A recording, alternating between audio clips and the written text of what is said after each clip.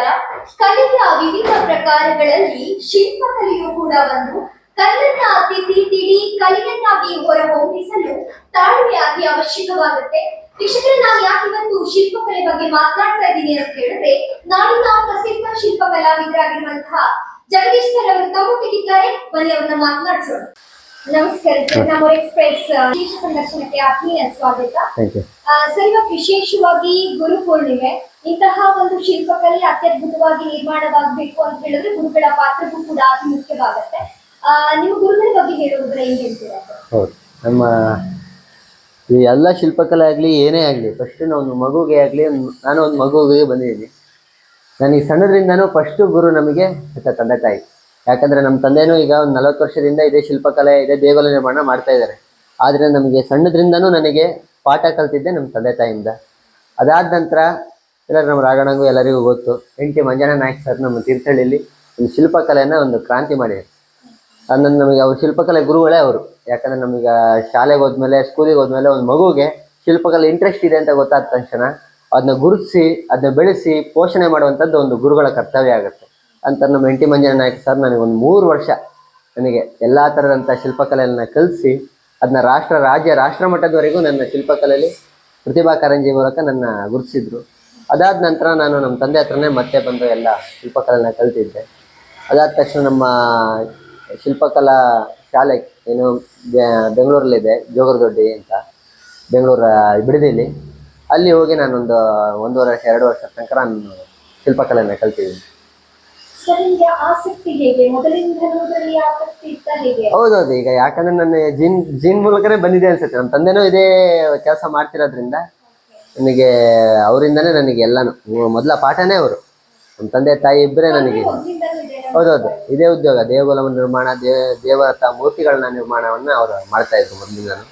ಅವ್ರ ಮೂಲಕ ನನಗೆ ಶಿಲ್ಪಕಲೆ ನಿರ್ಮಾಣವಾಗಬೇಕು ಅಂತ ಹೇಳಿದ್ರೆ ನಾ ಮೊದಲೇ ಹೇಳಿದೆ, ತಾಳ್ಮೆ ಅತಿ ಅವಶ್ಯಕ ಅಂತ ಹೇಳಿದ್ರು.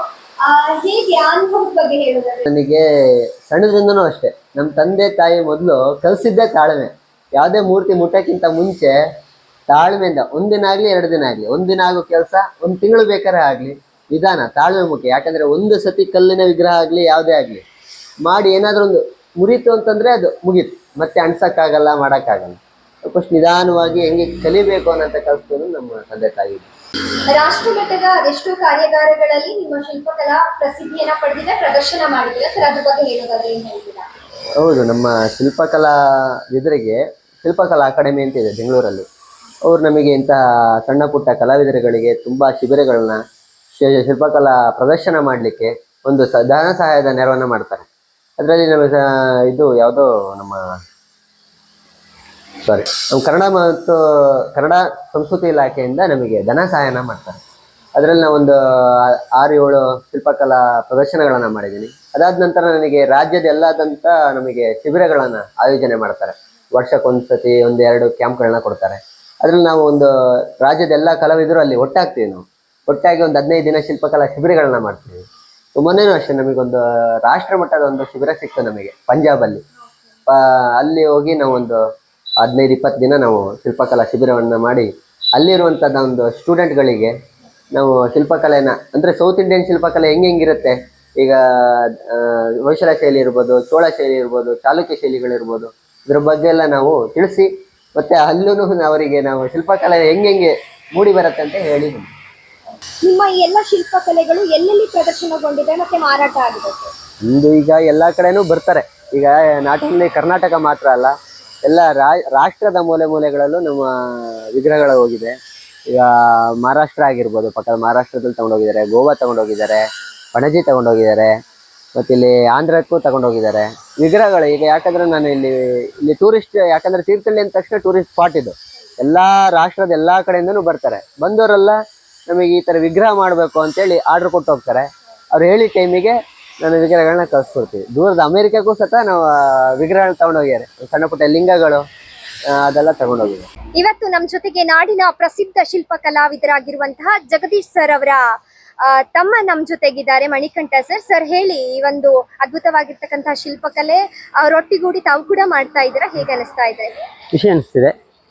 ಸ್ಟಾರ್ಟಿಂಗು ನಮ್ಮ ತಂದೆ ಜೊತೆಗೆ ಕಲ್ತಿದ್ವಿ ಕೆಲಸ, ತಂದೆನೇ ಗುರು. ನಂತರದಲ್ಲಿ ನಮಗೆ NTM ಮಾಸ್ಟರ್ ಮಂಜನಾಯಕ್ ಅಂತ ಅವ್ರು ನಮಗೆ ಈ ಕೆಲಸದಲ್ಲಿ ತುಂಬ ಪ್ರೇರಣೆ ಕೊಟ್ಟರು, ಈ ಕೆಲಸ ಮಾಡಿ ಅಂತ. ಅಲ್ಲಿಂದ ಈ ಕೆಲಸ ಸ್ಟಾರ್ಟ್ ಆಗಿದ್ದು. ತುಂಬ ಖುಷಿ ಆಗುತ್ತೆ.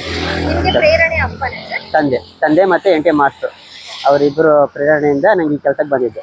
ಹಾಗೆ ಅವಾಗಿಂದನೂ ಆಮೇಲೆ ಇನ್ಸ್ಟಿಟ್ಯೂಟಲ್ಲಿ ಸಿವಿಕಾ ಮತ್ತು ಆರ್ಟಿಸನ್ ಇನ್ಸ್ಟಿಟ್ಯೂಟ್ ಇದೆ ಕಾರ್ಕಳದಲ್ಲಿ, ಅಲ್ಲೊಂದು ಕೋರ್ಸ್ ಮಾಡಿದೆ 4 ವರ್ಷ. ಆನಂತರ ಸ್ವಂತ ಉದ್ಯೋಗದಲ್ಲಿ ಅಣ್ಣ ತಮ್ಮಂದರಲ್ಲಿ ಇದೇ ವರ್ಕ್ ಮಾಡ್ತಿದ್ದೀವಿ ಇಲ್ಲೇ. ನಂತರ ಈ ದೇವಸ್ಥಾನದ್ದು ಗರುಡ ಕಂಬನೂ ಮಾಡ್ತೀವಿ. ಸುಮಾರು 30 ಅಡಿ ಹೈಟ್ ಇದೆ. ಬೆಂಗಳೂರಿಂದ ಕಲ್ ತರಿಸಿದ್ದು. ಇದು ಸುಮಾರು 2.5 ತಿಂಗಳು ಬೀಳತ್ತೆ ಒಂದು ವರ್ಕು. ಇದ್ರದ್ದು ವರ್ಕ್ ದೇವಸ್ಥಾನದ್ದು ಕೆಲಸನೂ ಮಾಡ್ತೀವಿ, ಹಾಗೆ ಮಾಡರ್ನ್ ಆರ್ಟ್ ಎಲ್ಲ ವರ್ಕು ಮಾಡ್ತೀವಿ. ನೋಡಿದ್ರಲ್ಲ ವೀಕ್ಷಕರೇ, ತೀರ್ಥಹಳ್ಳಿಯ ಕುರುವಳಿಯ ಹೊಸ ಸೇತುವೆ ಬಳಿ ನಿರ್ಮಾಣವಾಗಿರ್ತಕ್ಕಂತಹ ಶಿಲ್ಪಕಲಾ ಕೇಂದ್ರ ಕುರುವಳಿಯಲ್ಲಿ ತಾವಿದ್ದೀವಿ. ತಮಗೇನಾದ್ರೂ ಅತ್ಯದ್ಭುತವಾಗಿರ್ತಕ್ಕಂತಹ ಶಿಲ್ಪಕಲೆಗಳು ಬೇಕಾದಲ್ಲಿ ಸಂಪರ್ಕಿಸಿ. ನಮೂರ್ ಎಕ್ಸ್ಪ್ರೆಸ್ ಮಾಧ್ಯಮ ಸಂಸ್ಥೆ ಇಂತಹ ಒಳ್ಳೆಯ ಕಲೆಗಾರರನ್ನ ಗುರುತಿಸುವಂತಹ ಪ್ರಯತ್ನ ಮಾಡ್ತಾ ಇದೆ. ಇನ್ನು ನಮ್ಮ ಮಾಧ್ಯಮವನ್ನ ನೋಡ್ತಾ ಇರಿ. ಇನ್ನು ಹೆಚ್ಚಿನ ವಿಶೇಷ ಸಂದರ್ಶನ ಜೊತೆ ತಮ್ಮ ಮುಂದೆ ಬರ್ತೀನಿ. ನಮಸ್ಕಾರ. ನಮ್ಮೂರ್ ಎಕ್ಸ್ಪ್ರೆಸ್, ನಿಮ್ಮ ಸುದ್ದಿಯ ಜೊತೆಗಾರ.